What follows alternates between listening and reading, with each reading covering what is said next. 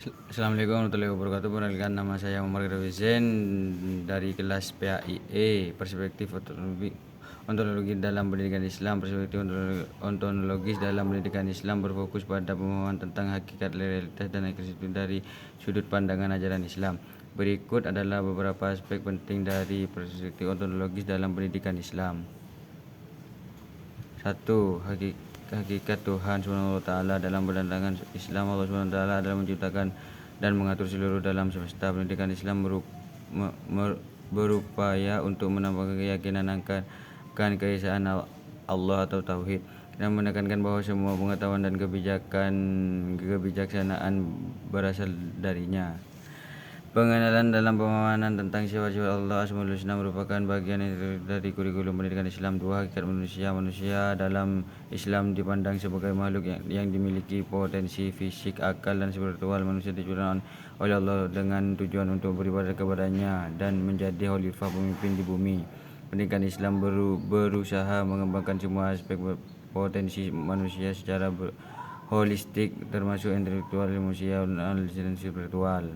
3. Hakikat alam semesta. Alam semesta dilihat sebagai cipta Allah yang harus dipelajari dan memanfaatkan secara bijak. Alam semesta adalah tanda-tanda kebesaran Allah Subhanahu Allah. Ayat-ayat karunia yang harus direnungkan dan dipahami oleh manusia. Pendidikan Islam mendorong ilmu pengetahuan alam sebagai cara untuk mengenal dan mendekatkan diri kepada Sang Pencipta.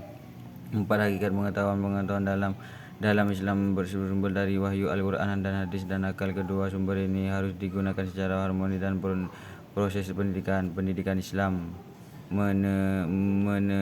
menekankan bahwa pengetahuan harus digunakan untuk tujuan yang bermanfaat dan tidak boleh bertentangan dengan prinsip-prinsip moral dan etika Islam. 5. Tujuan kehidupan. Islam mengajarkan bahwa tujuan utama kehidupan manusia adalah beribadah dan Allah dan menciptakan kebahagiaan akhirat. Pendidikan Islam bersifat individu untuk memenuhi tujuan ini dengan mengarahkan mereka kepada jalan yang benar, Shiratal Mustaqim.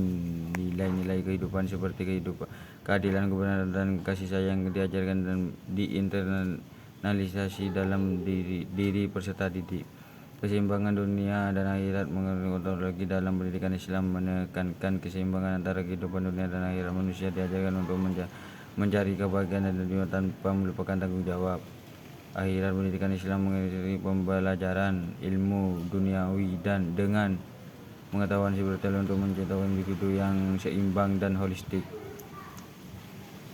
Assalamualaikum warahmatullahi wabarakatuh.